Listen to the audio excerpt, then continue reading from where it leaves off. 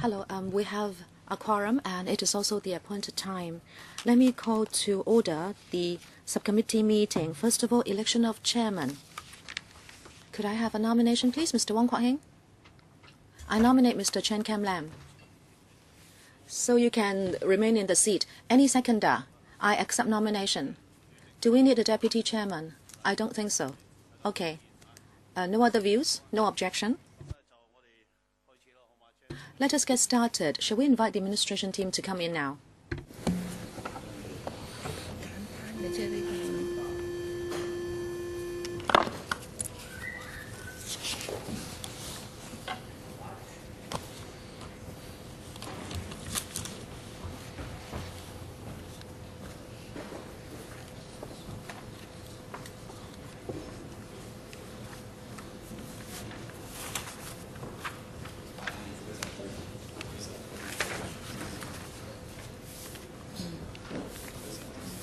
出席呢次會議嘅政府官。Attending for this subcommittee meeting, we have Ms. Ivy Law, Deputy Secretary for Transport and Housing, Ms. Cordelia Lam, PAS for Transport and Housing, Mr. Cheung Jin Pang, Assistant Commissioner for Transport, Mr. Walter Fu, Senior Engineer, Vehicle, and from the Department of Justice, Mr. Manuel Ng, Senior Government Counsel. Welcome.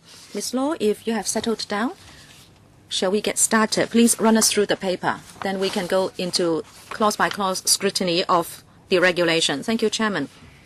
On the 10th of January 2014, the STH, according to Section 9 of the Road Traffic Ordinance, made the Road Traffic Construction and Maintenance of Vehicles Amendment Regulation 2014 to require a goods vehicle first registered on or after the 1st of October 2014 to be equipped with a reversing video device or RVD with a view to enhancing safety when goods vehicles are reversing.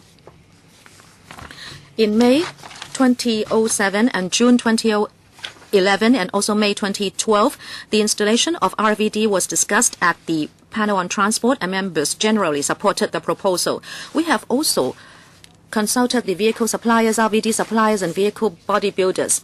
They are of the view that there are quality and reliable RVDs on the market so that they can help clients install the device and support the necessary technical support for the customers.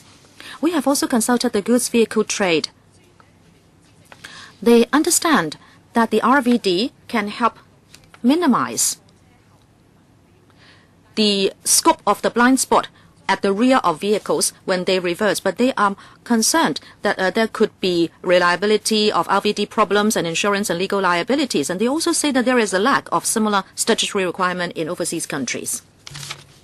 To alleviate the concerns of the trade, we have included a defense clause in the regulation to provide for that if it is proven that the defect of the RVD concerned occurred during the journey, or if adequate steps have been taken at the time of the contravention, meaning the defect occurring, to repair the defect as soon as possible, then this will be a defense. And then such similar defenses can be found for speedometer on PLBs and such the like. We believe the RVD can help to minimize the scope of the blind spot at the rear of the vehicles, and technically it is quite difficult to mandate the retrofitting of such an installation and ensure its reliability. However, for new vehicles apart from tractors of a certain type and trailers, it is usually feasible and reliable, and the cost will not be high if the vehicle is a new one. That is why the regulation this time around is only to require a newly registered goods vehicle to have this RVD.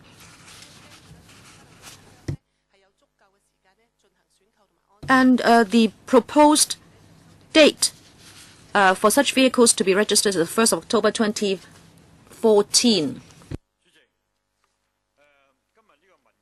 Mr. Wong Kwok Heng, Chairman, we welcome the paper, but I also like to comment that it is quite overdue, in fact seriously overdue, because as was said This was first discussed in LegCo in 2007, meaning the last term. We are now in 2014, or 8 years have lapsed. And it is only now that you are submitting a paper for legislation. So isn't this seriously overdue? It is too late. In these 8 years, many innocent victims have been hurt or caused to die. This is for negative vetting, but still, I think it is too overdue. With regard to the regulation itself, I think there are two issues that are still suspicious. So could I ask these questions through you, Chairman? The regulation does not include existing goods vehicles. That will be a big problem. This regulation only applies to new vehicles, and existing vehicles will still do not have this device installed. In other words, there will still be this potential time bomb amongst the public. Therefore, I'd like to know the number of existing goods vehicles, please. And could you do something like what you do for subsidizing vehicles plying on construction sites? Right now, I think each such vehicle gets a subsidy of $2,500. I stand to be corrected if the figure I have quoted is wrong. It is not a big sum, so can you also provide subsidy to existing goods vehicles for the retrofitting of the RVD to protect public safety? This is the first question. Secondly, the defense clause. You have already explained that it says if the defect occurs during the journey and if adequate steps have been taken to rectify the defect, then that is a defense clause. But what do you mean by adequate steps or a reasonable time? I hope to have an explanation, please. Ms. Law, thank you. Thank you for the question. On the timetable for legislation, we have had discussions throughout a number of years, but we have to solve a few problems, for example, technical problems. In 2007, when we first proposed the item to the panel on transport, the scope of vision for the RVD was not quite sufficient. In 2009, we had wide-angle vision, which was introduced, so goods vehicles had a better vision at the rear of the vehicle. Okay, so the technical side has matured, but then we also understood the concerns of the industry and we spent time to iron out the difficulties with them. Hopefully, they would understand what impact would be on them, and we were trying to alleviate their worries. We have been talking to vehicle suppliers and RVD suppliers as to how, when installation is made, the devices will function properly. Mr. Wong asked the second question about existing goods vehicles. He asked for the fleet size and why we do not require the retrofitting of RVD. According to 2013 figures, all kinds of goods vehicles, including small, medium to heavy vehicles, there are about 124,000 of them. Why do we not require the retrofitting of RVD on existing goods vehicles? As I said at the beginning, this is mainly because the RVD technology means that if it is going to be retrofitted on goods vehicles already running, then in fact that kind of technology is not mature, and they are not sure that the functioning will be proper. Therefore, we think it is not appropriate to mandate the retrofitting of RVD on existing vehicles by legislation at the present moment.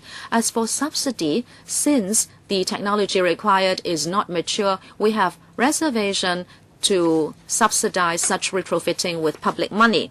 Now, of course, when new goods vehicles gradually are fitted with RVD, then there will be more experience accumulated about the use of the RVD, and hopefully the technology will mature further. If that's the case, then we do not rule out the possibility of having a review at the proper stage to see whether there should be such retrofitting. And I'd like also to add some information. Euro 4 goods vehicles and those before them will be gradually phased out. There are tens of thousands of diesel goods vehicles which will have to be phased out in the coming years, and new registered vehicles will be fitted with vide. As for the third question, defense clause, can I defer to the DOJ colleague to let you know more?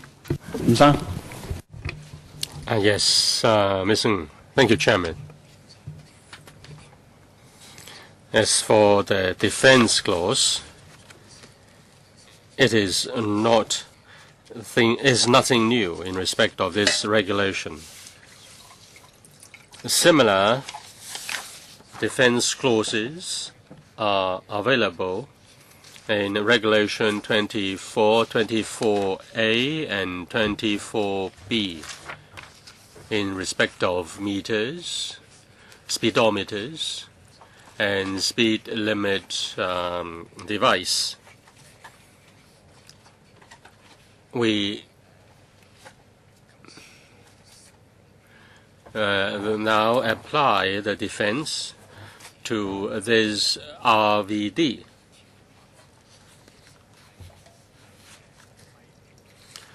In respect of meters, there is a defense clause, and reference has been made to similar provisions in the UK, and the wording is similar to that of the UK Road Vehicle Construction and Use Regulations.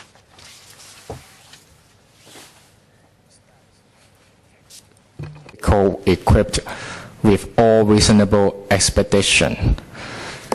咁其實喺我哋香港嘅 In our provisions, we do make reference to similar provisions in the UK law. As for doing something within a reasonable period of time, that is to add an objective test. When we use the term reasonable, such a term is present in other statutes. Adding an objective test is really very common in the statutes. And what is reasonable is to be interpreted by the court. Chairman, I have a short follow-up. Since, technically speaking, the RVDs are not mature, and therefore there is no subsidy, and there is no such requirement on existing goods vehicles. But the transition can be very long. Can it be put in the law that when the goods vehicles are reversing, someone has to be there to direct the driver? Can you put it in the regulation?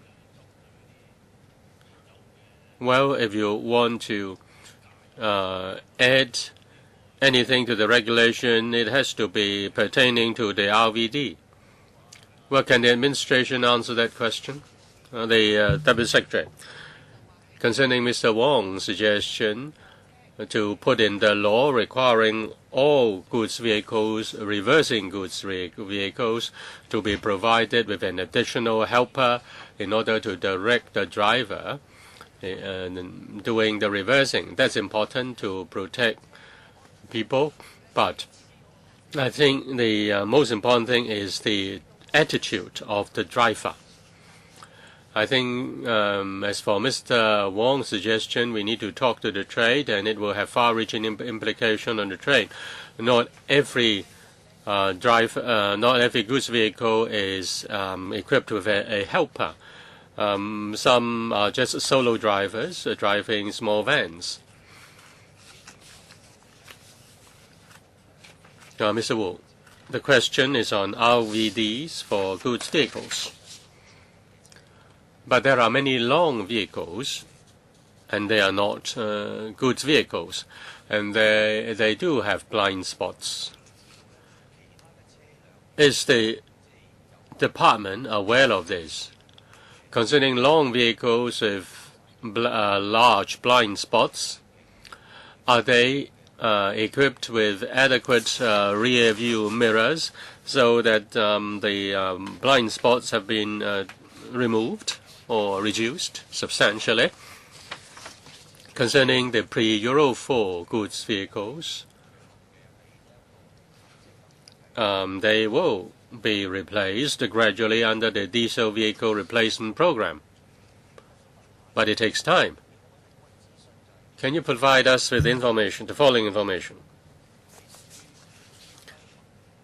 Concerning the number of Euro 5 goods vehicles and Euro 5 and post-Euro 5 vehicles, how many have already been installed with the RVDs? Now you say that for retrofitting or voluntary installation, the technology is not reliable. But according to the paper, 20% of the goods vehicles have already installed the RVD.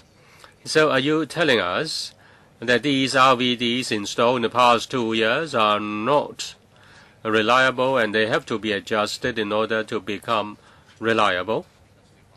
And I also want to follow up on the point raised by Mr. Wong Kwok Hing.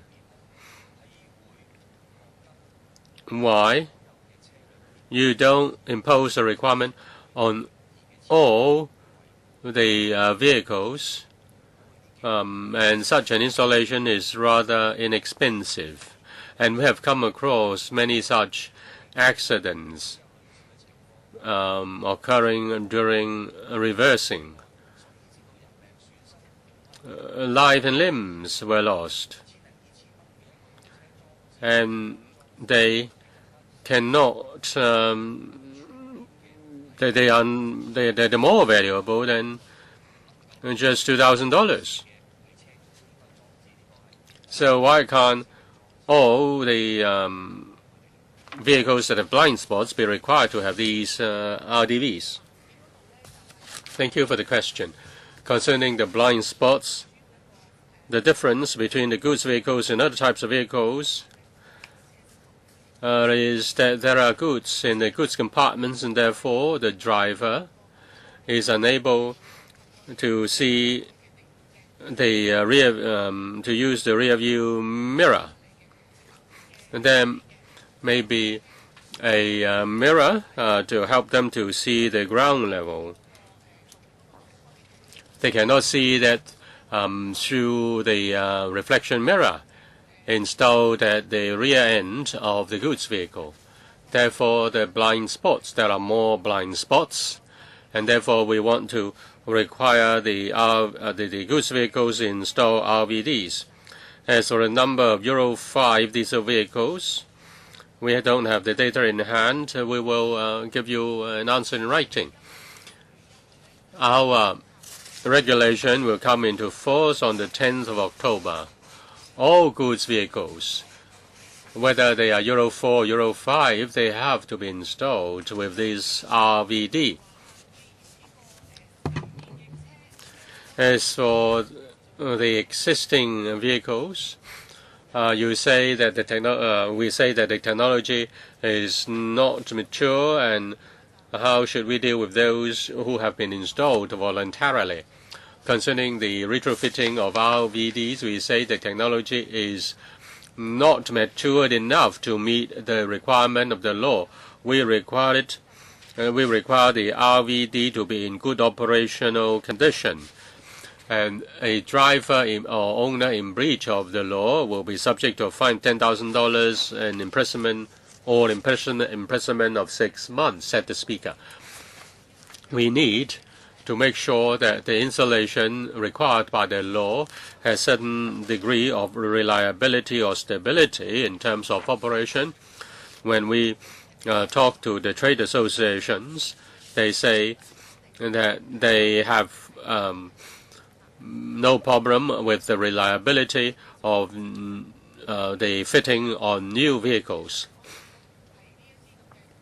We therefore have the confidence that these RVDs on new vehicles are reliable and can meet the requirement of the law.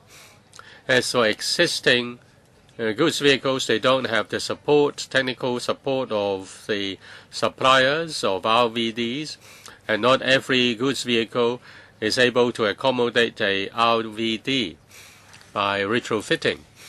We think the technology at present is not matured enough. But if an owner or a driver is of the view that it is better to have a RVD to ensure driving safety and the safety of the pedestrians, and if they want to do it voluntarily, we have no objection. And even if the RVD is defective afterwards, the driver or the owner will not have any culpability. The most important thing is the attitude of drivers. Concerning accidents involving reversing vehicles, even some of them did have RVDs and still incurred in accident. There's a need to step up publicity and education among drivers to warn drivers to pay extra attention when they are reversing their goods vehicles. Chairman, several questions have not been answered. Can you tell us, long vehicles which have blind spots, what is their situation? Traffic accident is closely related to the driving attitude of the drivers. But a blind spot is a blind spot, something you can't see through. Say for a 5-meter vehicle, the blind spot becomes very big. This is about blind spot, the blind spot. And the blind spot causes a lot of potential risks. And we need to deal with that. You're told by the trade that the RVD is not reliable. They say it is not reliable. Has it been assessed by the EMSD that it is not reliable? Or can it be made reliable? Have you verified their statement? Well, I ask the Transport Department to answer a technical question. Thank you, Chairman, and thank you, member, for the question concerning the definition of long vehicles. I think the member is referring to the tourist coaches, which are rather long. According to our information, all tourist coaches have this RVD. They are able to see the back. What about the tractors and the container trucks? They are exempted. The tractor and the container are two parts. The tractor may be articulated to different containers at different times, or attached to different trailers at different times. Therefore, the tractors and trailers are exempted. What about Euro 5 goods vehicles, Euro 5 or above goods vehicles? Whereas for existing goods vehicles, the majority of them will be replaced in the coming few years. And when they are replaced, after the 1st of October, according to the law, it is mandatory to have a RVD. As for the remaining Euro 4 and post-Euro 4 vehicles which don't have RVDs, we encourage them to install RVDs within a certain period of time. They will also be retired. Ms. Sitho, this piece of legislation is long overdue.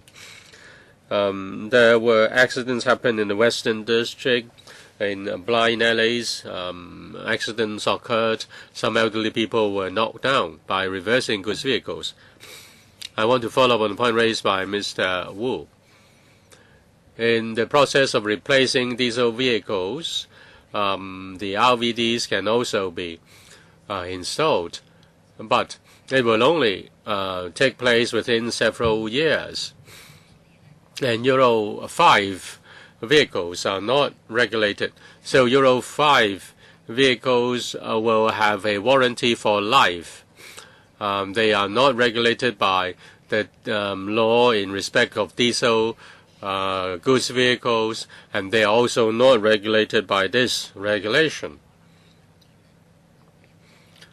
You may need to make an amendment within 2 years. Because when the development panel discussed the issue, it is said that the trade was in objection to the replacement scheme. That is why they are not doing it at one go. They have to redo it in a few years' time. So your two bureaus will have to work more closely together. This is number one. Number two, I can see this in this regulation that if vision is reduced by the weather, there can be some exemption. I'd like to ask you about any objective criteria. Do you rely on the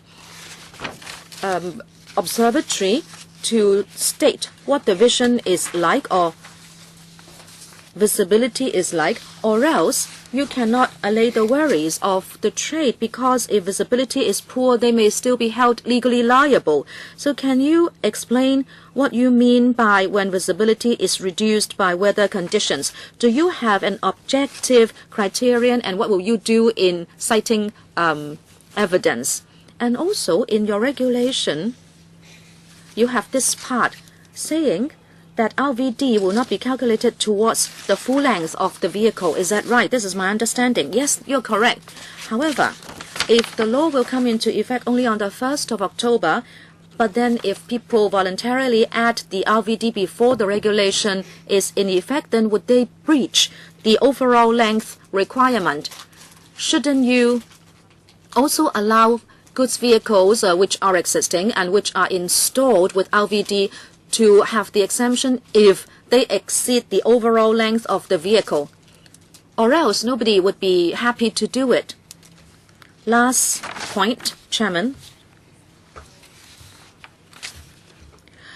You now mandate the installation of RVD, and implementation-wise, again, I think it is overdue. I believe a lot of vehicles already have the automatic audible warning device. It is quite jarring on the ear. But of course, since our streets are so noisy, sometimes you just cannot detect the reverse warning because of the noise already, the ambient noise on our streets. And I'm talking about flashing lights. Can you add flashing lights? Because poor people may have poor audible power. So if you also have the flashlight, and also in addition to the helper people mentioned, can you also ask this to be done? Thank you, Ms. Law. Thank you for those views, Ms. Ho. With regard to the Western District and traffic improvements, in fact, the Transport Department has done a lot in all 18 districts, and it has identified reversing vehicle black spots where they would be out of bounds for goods vehicles if those are cul-de-sacs. And also we may impose restricted zones, and we may have already erected crash barriers, etc. We have already taken a survey throughout the territory, and what can be done has already been done. Secondly, Euro 5 vehicles. We have heard Ms. Ho. We will liaise closely with the EPD. According to what we understand, all goods vehicles have to retire after 15 years, whether they are Euro 5, 6 or 7. They can only run on the road for 15 years. As for our regulation, we are talking about newly registered goods vehicles starting from the 1st of October. They all have to be fitted with RVD, regardless of what type of vehicle it is, as long as it is a new vehicle. And existing vehicles, goods vehicles, will be phased out according to the diesel vehicle replacement program. Now, some of them may still with us, for some time, but then they will be phased out after a number of years. As for the weather, I will have to defer to the DOJ colleague to explain that to you. And the vehicle overall length requirement. Actually, in 2007, the TD vis-a-vis the voluntary installation of VD issued a guideline to let vehicle owners and suppliers know what they should do. In the law, again, we will have similar provisions to help them do this. And the TD can also provide exemptions in individual cases. As for flashlights, when vehicles reverse, a white light will come on. As to whether flashlights can help, we can certainly consider it. After having the RVD, then we do not need the white light because the owners will be able to see what is happening behind the vehicle. Can I now defer to the DOJ colleague to explain the weather clause? Thank you, Chairman. If we interpret the clause as it stands, weather conditions, whether they are subject to subjective or objective criteria, now it must be objective because the clause does not say that it is in the view of the driver or anybody else. It just states objectively when the visibility is reduced by weather conditions.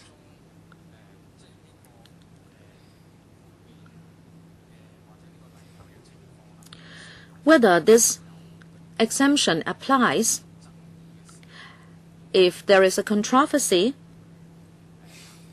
it will be decided by the court relying on evidence adduced by the prosecution and the defense, and the court will look at this clause objectively to decide whether the clause applies. With regard to the visibility clause, I still have a lot of doubt. If it is up to the driver or the court, and for this to be just argued out in court, I think it's not good enough. At least you have to say when the observatory says the visibility is within a few meters, etc., or where there is a fog, then at least you make it clearer. Because when you say visibility is reduced, it is still reduced if it is only by a very small margin. And visibility here does not mean that everything is blocked out. Chairman, maybe we need 2 meetings. Well, not necessarily. I still need them to write me a paper. I think the Bureau should communicate with the observatory and give me a written reply by what you mean by the visibility being reduced, or else the industry will be very worried about the legal liability. Good. Okay, Mr. Frankie Yick. Thank you, Chairman. My question is it that basically all new vehicles in the market have already been fitted with RVD? Is that the case? Is that a standard provision already in new goods vehicles? Ms. Law? Thank you, Mr. Yick. Whether there is installation already on goods vehicles in the market, I would defer to the TD. And the TD colleague would also like to address the point on visibility. Certainly. Thank you, Chairman. And Mr. Yick. At present, some goods vehicles do have that installed when they are manufactured, but then we are making this regulation for it to become effective on the 1st of October. Okay, understood. Now, if that is already a standard provision for new goods vehicles in the market, then now when they come into Hong Kong or are manufactured, maybe they are not fitted with it yet because the goods vehicles can sell for cheaper. However, why do you want to wait till the 1st of October for the regulation to come effective? Why don't you expedite it? Since according to the papers, this has been mooted and discussed for a long time. And since the technology is already mature for new goods vehicles, why don't you advance the coming into effect of the regulation? Ms. Law, this is mainly because we need to give 9 months after Gazetto. So vehicle suppliers and drivers have adequate time to choose the particular RVD. We understand that this regulation is for negative vetting, and again, we need to give it some time.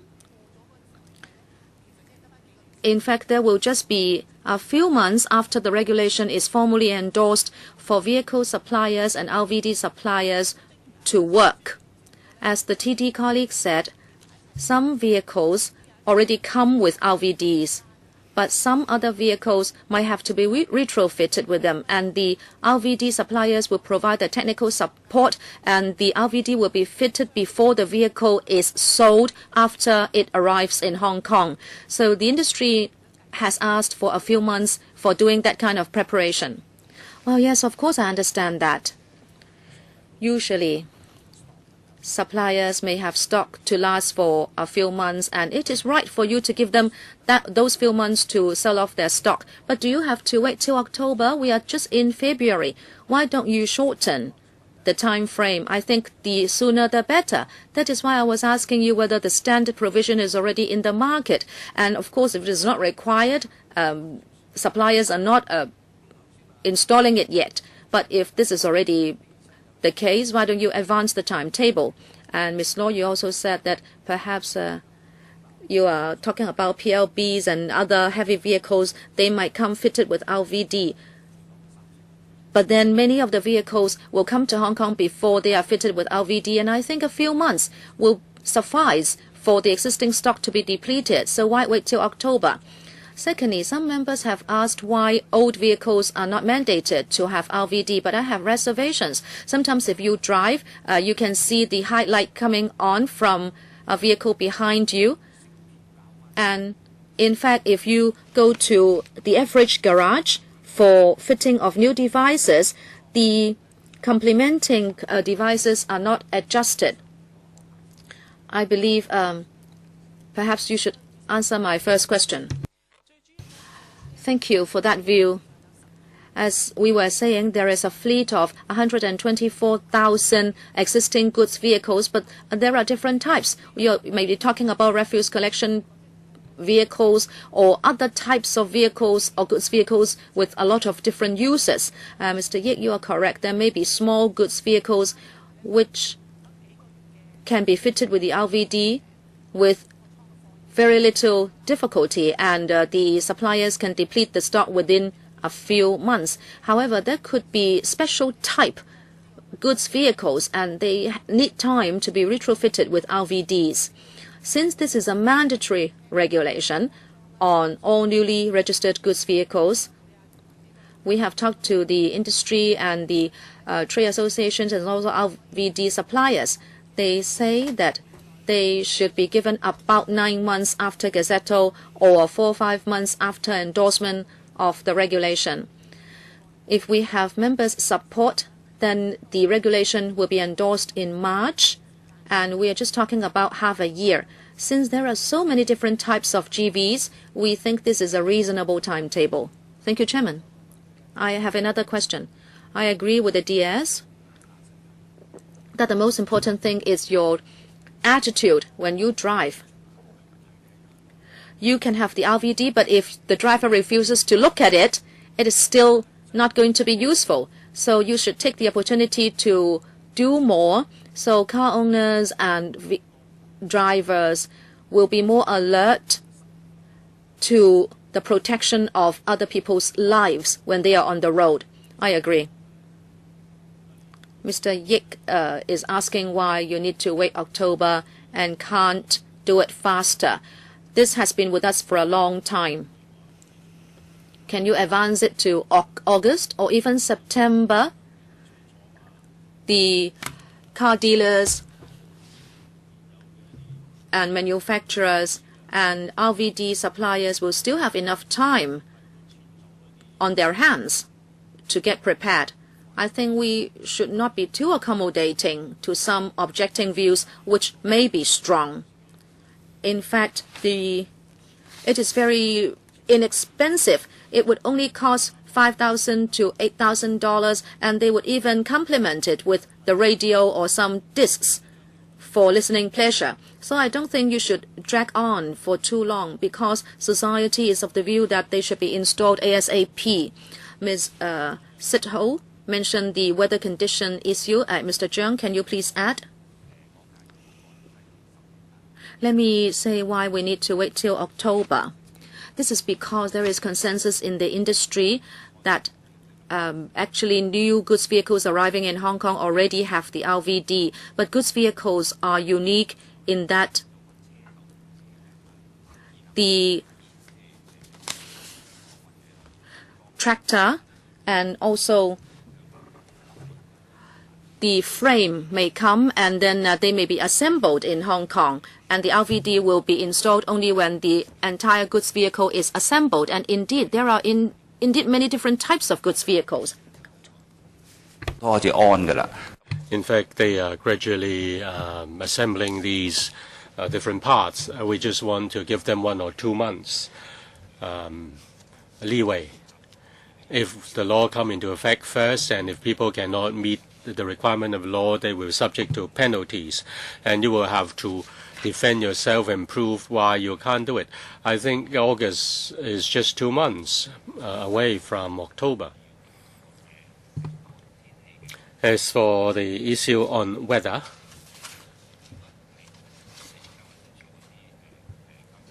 if you look at our traffic monitoring system, when there is rain, raindrops on the camera will blur the vision. Say if the driver is not able to see the rear of the car with the camera, and say someone may be watering some plants and wets the camera, and if he can't see the through the RVD, then he will have to stop. And there is also the white light and also the audible device. And if the driver cannot see by making use of the RVD, then he has to stop the vehicle first, instead of just keep reversing until it knocks down somebody. If the weather is very poor, is very foggy, you also to take extra caution. And in fact, we require a visibility of about 3 meters or so. It is quite a distance, and also when some drivers, when reversing their goods vehicles, are also switching on the emergency lights, and when it's a kind of flashing lights. So there are a lot of additional devices to help. If there is problem with the weather, if the RDV is defective, then the driver should stop and take extra caution. Mr. Chen, the trade union has no objection to the requirement, but I have a question. Now, the new vehicles have to comply with the regulation, and Ms. Yik asked the law to be implemented earlier. I have no objection, but I want to know what is the next step. Will the old vehicles, existing vehicles, be fitted or retrofitted with the scheme, the RVD? If they want to do it voluntarily, what is the standard for RVD? Euro 4, Euro 5 vehicles will not be replaced, according to government policy. And there are about 50,000 of them. I don't know how many are goods vehicles, how many are buses. I mean non-franchise buses. How many of them have been equipped with RVD? In your 2012 paper, about 20% have been retrofitted voluntarily. That may include Euro 3 or even Euro 2 vehicles. Concerning these Euro 4, Euro 5 vehicles, which will not be replaced soon, there are about 50,000 of them. How many of them have been fitted with RVDs? If, say, 40 or 50% have been fitted with the RVD, how are you going to promote the installation of RVD on these vehicles? As for exemption, exemption is given under bad weather, or exemption defense is given when the defect occurs during journey, and you also require them to take reasonable steps or reasonable expedition. With all reasonable expedition, what does it mean? And if he has found that the RVD is defective, can he continue to drive? And how can you ensure, or how can you confirm that the defect occurs during journey? Do you also require a video recording requirement? Some of the questions asked by Mr. Tang have been asked before. Would you try to answer these questions again concerning a replacement of the existing goods vehicles or old vehicles? Insulating RVD on old vehicles doesn't have adequate technology. We believe that the passing of the law will help to enhance the development of technology in this regard, and if technology has become matured and can meet the requirement of the law, we are willing to review the requirement and impose a requirement on old vehicles. But we at present do encourage people to do retrofitting, and we also see that in the future some old goods vehicles will be replaced, so the present arrangement is appropriate. As for Euro 4, Euro 5 goods vehicles and how many of them have been fitted with RVDs, we don't have the data. Earlier on, we did a survey on a voluntary fitting. The majority of these are newer vehicles which have been fitted with RVDs. As for the defense, the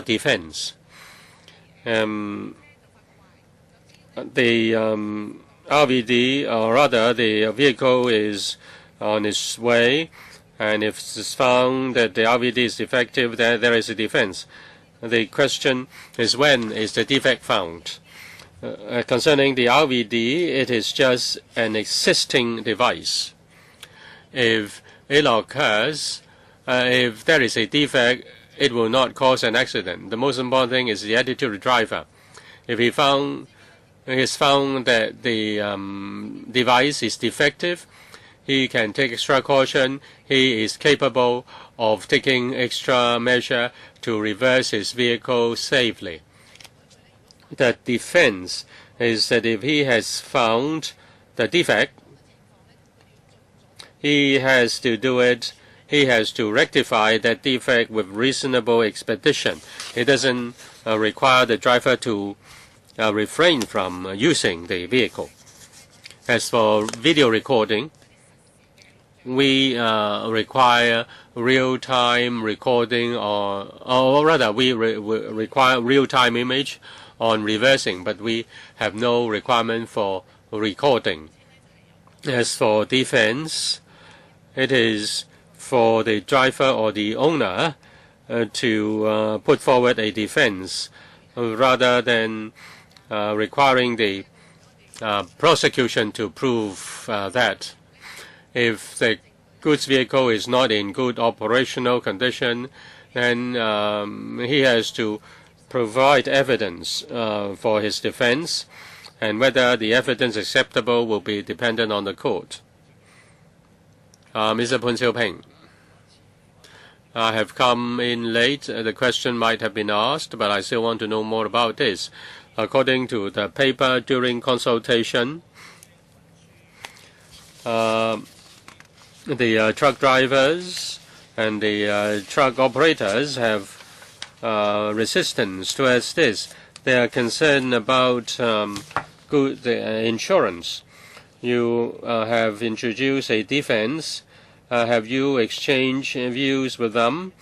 And do they accept that defense provision, or do they still resist this regulation? I ask the Transport Department to speak on the view of the trade.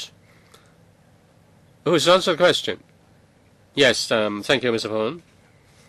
Concerning defense, when we consult the trade, we explain the defense clause to the trade. They agree with that. They agree with adding the defense provision. This is just like the speedometer or speed limiting device. They do there are times in which they are defective. The defense clause is therefore a protection for the driver.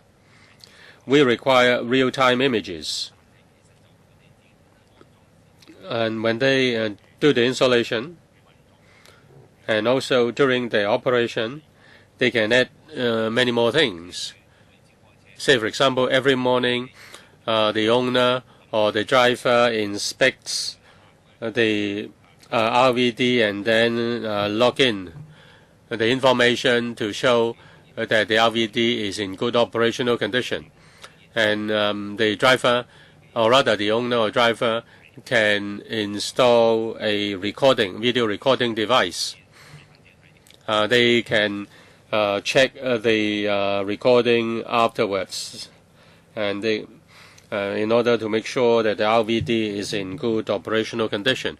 We do not impose any strict requirement on that. We just give some encouragement to them.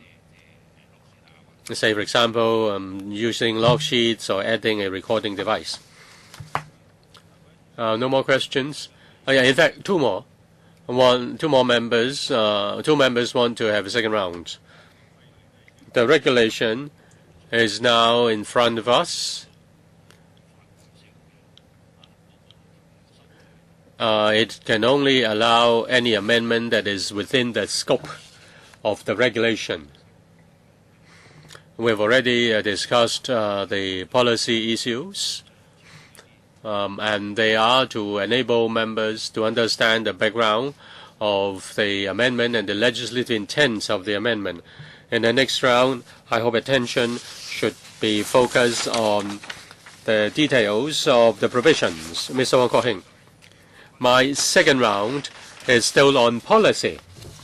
I think it is necessary to ask these questions. I hope the administration can answer this question. From 2007 to 2012, number of accidents involving reversing goods vehicles. I have the numbers from 1999 to 2006.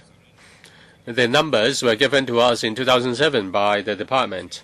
Since 2007, number of goods vehicles, or reversing goods vehicles causing accidents, do you have the numbers? Can you give us now? If not, then after the meeting. The second question is this. Now, the effective date on the 1st of October is too late. Can it be advanced? The reply given by the administration is that it can be considered. So can you tell us clearly whether you need to consider it further, or you can give us a reply today? The third question is also basing on your replies. In the first round, you say the technology is not matured, and therefore the requirement is only imposed on new goods vehicles. And when technology becomes matured, you may consider, or you will consider, extending the law to cover existing goods vehicles. How long would that take? Is it 2 years, 1 year, 2 years, or 8 years, like the present regulation? That's my concern. So altogether, 3 questions. Mr. Wong. Well, I think we can look at it this way. If it is about information, they can provide information, I believe. If you want to apply this provision to existing goods vehicles, then you cannot discuss that under the context of this, within the context of this regulation. I have to tell you we are studying the amendment regulation. We are not talking about whether we are to apply this to old vehicles and new vehicles. Chairman, I hope members can understand that studying the bill or studying the regulation is different from formulating policies. The issue has been discussed many times at the panel. With regard to extending the coverage to old vehicles, it should have been discussed and proposed when such a discussion was made. I don't stop you from raising this question, but you should not belabor the point because this is not within the policy, and if you keep on arguing on this point, it will only impede the study of this regulation. I hope you understand this. I just want to remind you, Chairman, you say that I am still haggling. Well, I don't say that you are haggling. I just say that we should not belabor the point because there is no policy. I think I'm exercising my right of monitoring the government. Now you can do so on other occasions. Ms. Law, thank you, Chairman. And the further question raised by Mr. Wong. With regard to the number of accidents involving goods vehicles, we can provide them after the meeting. Those are for 2007 to 2013. As for news goods vehicles and the installation of RVDs, we propose to start doing it on the 1st of October. Our TD colleague has indeed explained why we fixed the date on the 1st of October. The main consideration is that there are many different types of goods vehicles, and when they come to Hong Kong, they have not been assembled into a goods vehicle per se. And after talking to the suppliers of the vehicles and RVD suppliers, they hope to have enough time for them to make the necessary arrangements, or else if it is implemented too hastily, they may not be able to comply with the legal requirements. So I hope members will agree that we start to kick in the regulation on the 1st of October. That is really to consider the actual operational difficulties. As for existing goods vehicles and whether they will be required to be retrofitted with RVD, as I said, our main consideration is that the technology for so doing has not matured.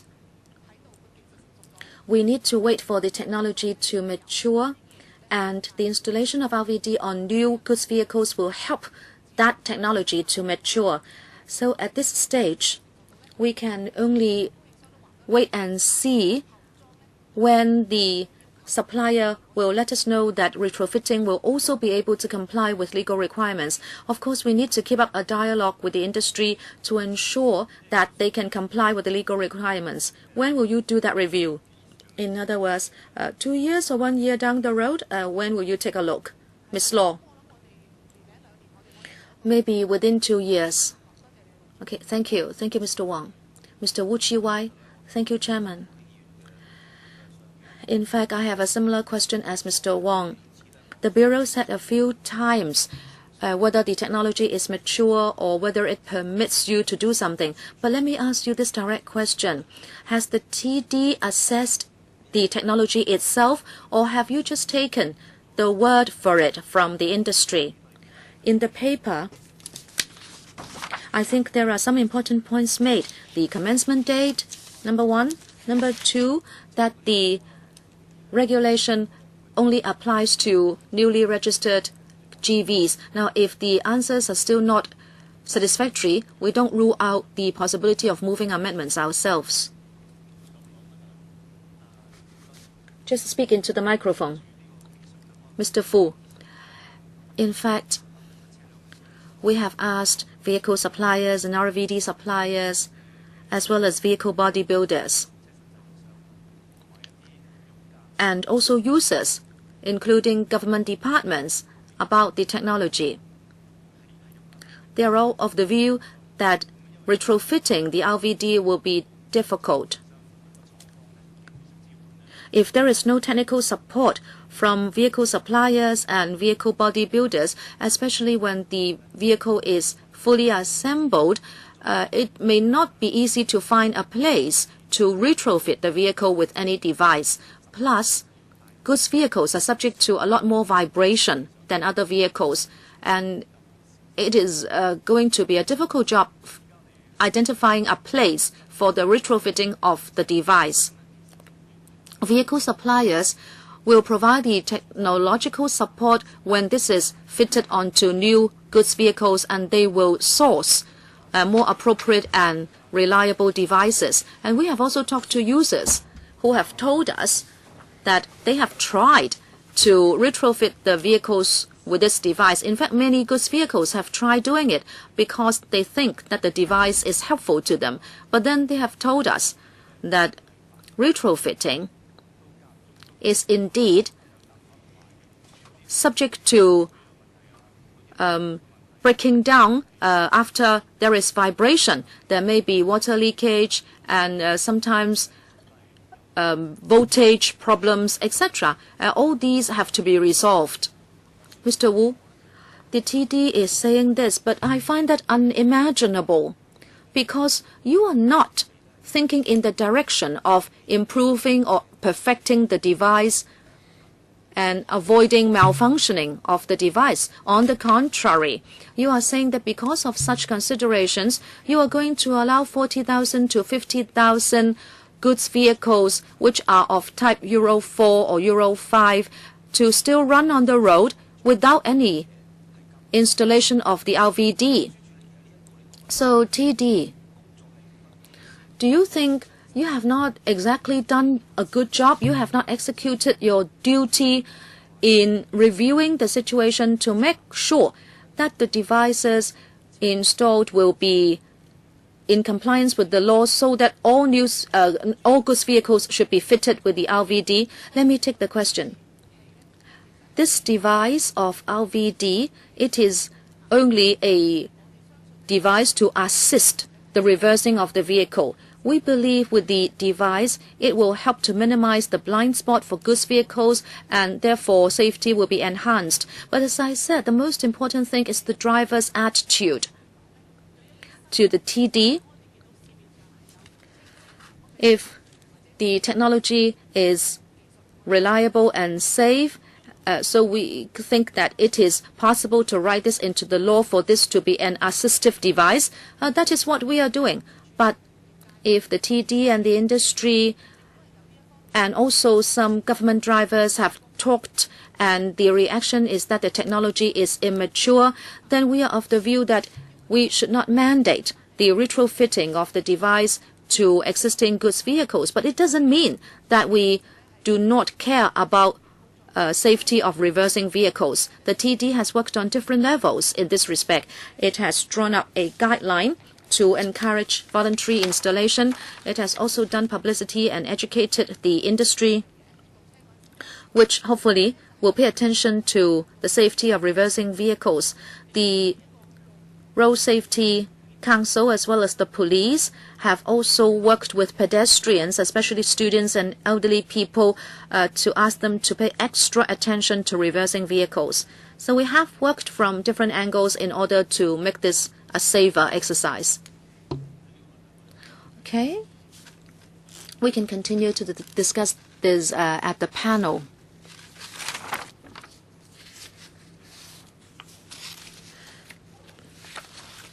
Mandating the retrofitting the device to existing goods vehicles and whether there are other possibilities, I believe they need to continue to consult the industry and other people who may be affected.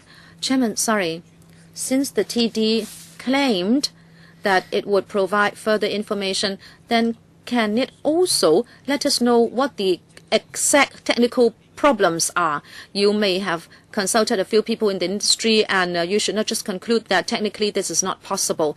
I hope if you have the information, please provide that to members after the meeting. Mr. Zheng.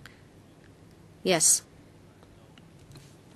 If there are no other questions, let us go into clause by clause examination of the regulation. Mr. Zheng, is it that you'd like to add something? No, nothing? Okay. DS, can we now go into clause-by-clause examination of the regulation?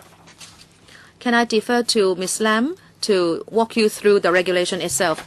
Ms. Lam, thank you, Chairman. I'd like to now run members through the clause-by-clause examination of the regulation. Let us look at the marked-up copy. Road Traffic Construction and Maintenance of Vehicles Regulations 2014. This is made by the Secretary for Transport and Housing according to Section 9 of the Road Traffic Ordinance Cap 374. Number 1, commencement. That this will come into effect on the 1st of October 2014, meaning that goods vehicles newly registered after the 1st of October 2014 should be retrofitted with the device. 2. Road Traffic Construction and Maintenance of Vehicles Regulations amended. The Road Traffic Construction and Maintenance of Vehicles Regulations Cap 374 Sublet A are amended as set out in Sections 3 and 4.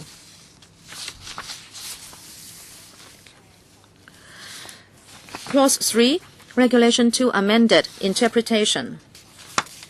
In the marked-up version, you will see the amended part, and that is under overall length. At D, we will cross out the word and at E, we will cross out the word lamp and have it replaced by lamp, semicolon, and after E, we add in F. F reads, any camera unit of a reversing video device, meaning that the camera unit of the reversing video device will be exempted as part of the overall length of the vehicle. And then under 2, according to the number of strokes in Chinese, we will add in RVD.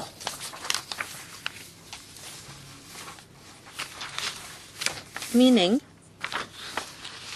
we will add reversing video device under wide tire, saying that it means a device that is designed to be fitted to a vehicle that displays to the driver in the driving position a current closed-circuit view of the rear area of the vehicle when the vehicle is reversing or about to reverse. Clause 4 will add in a new 34 or 39A after Regulation 39 RVD. We will provide for this to be done. 1. This regulation applies to a goods vehicle that A is first registered on or after the 1st of October 2014 and B is neither Roman 1, a tractor unit designed primarily to form part of an articulated vehicle, nor Roman 2, a trailer. Subclause 2, the vehicle must be fitted with a reversing video device. Bracket 3 and bracket 4 are on the installation and performance of the RVD. Bracket 3, the device must be maintained in good working order. Subclause 4, the device must be so fitted to the vehicle that A, it automatically displays a current closed-circuit view of the area specified in paragraph bracket 5 when the vehicle is reversing or about to reverse. I will come to paragraph 5 in a moment. And the view is clear to the driver in the driving position, whether in the daytime or at night, except when the visibility is reduced by weather conditions. Yes. Ms. Ho, I'd like to ask a question. Is this regulation for positive or negative vetting? If nobody amends it, so there will be no chance to speak on it at the Council. Right, this is for negative vetting. If that's the case, then I will ask the administration to do something about 4B. I need a paper from the Bureau to answer my question on visibility. If it is for positive vetting, if the Secretary will speak, then I will ask the Secretary to clarify this point in his speech. But maybe no members would move any amendments, so I hope the Bureau will give us a paper to write down the reply you gave us just now, so we have something to back up our scrutiny. Ms. Lam, bracket 5, the specified area.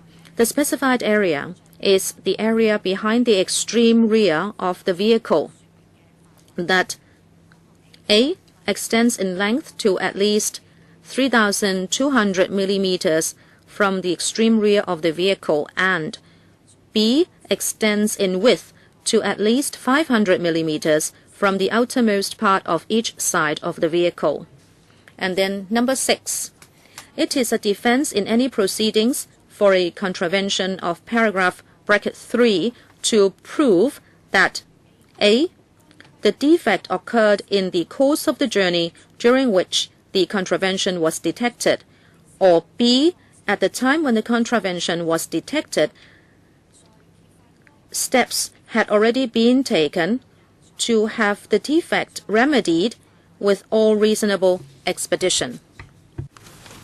Chairman, yes, Mr. To. I don't have the English version in hand. I don't know what is the English term for the Chinese term "kit fat." For Chinese, "kit fat" means somebody has concealed it and then somebody then discovers it. It's different from discovering. So the Chinese term, what is the English term? Detected. Now for detected, it's okay. It is passive voice. But "kit fat" in Cantonese or in Chinese is not just detect or discover or found. If it is found, nobody has intention to conceal. It seems that somebody has deliberately concealed that, and then it is then exposed or found. So would you not change the Chinese term? Ms. Ng, why you use the Chinese term "kit fat" instead of "fat yin"? Well, before the DOJ supplement, let me suggest this. Concerning the point raised by Ms. Ho, it is about the driver. The situation may not be so. Say there is a traffic accident, or there is a passenger nearby, or somebody else. It's not just the driver who discovers this breach. Maybe the DOJ representative can speak on the Chinese. 好啊，吳生。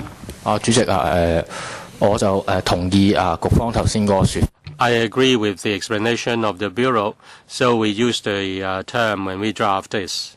I have nothing more to say. Chairman, on many occasions, I've criticized the DOJ for their poor Chinese. As for "kit fat," it has the meaning of it is deliberately concealing this. So I have no objection to detect it, but if you want to use the term "kit fat," I have strong views against it. Please go back to think about it. In terms of in terms of other provisions, the Chinese is "fat gok" and also detected in English. There are other provisions in which "kit fat" is used in Chinese and detected is used in English. So I think for detected, sometimes it is "kit fat" and sometimes it's "fat yin." I think the DOJ should look into that. Please consider the wording, whether it carries certain nuances.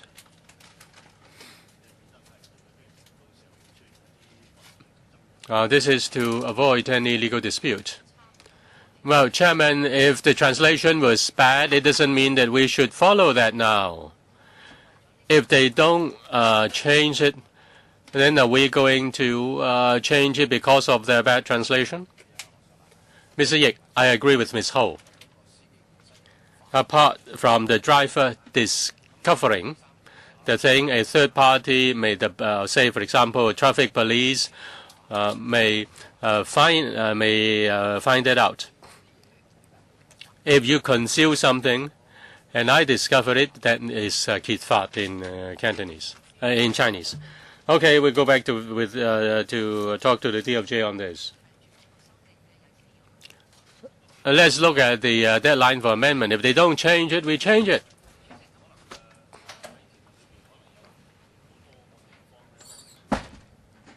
Yes, please cross-check with the provisions whether keet faat is correct or not. In other provisions, if they use keet faat, they may have their own background or reasons. Now we have completed the study of the regulation. I don't know whether the administration is going to amend it or not.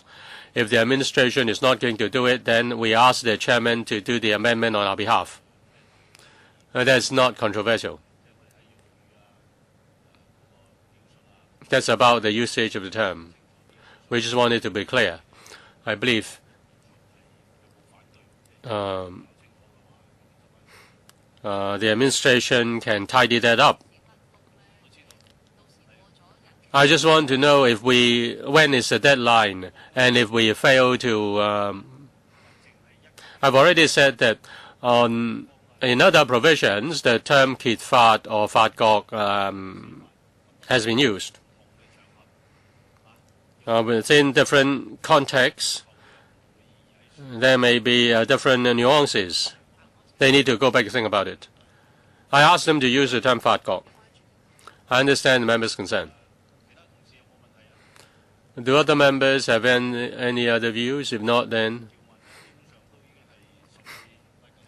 well, we have completed the study of the regulation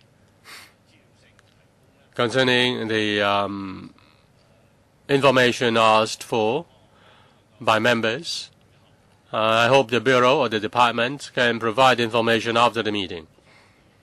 And also the issue on weather and visibility and the term keet faat, whether it's appropriate.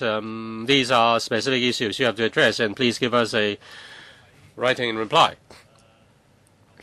A reply in writing, rather. I have to report to the House Committee.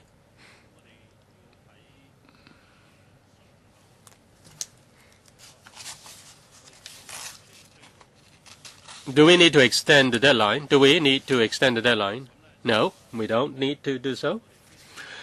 Okay, then.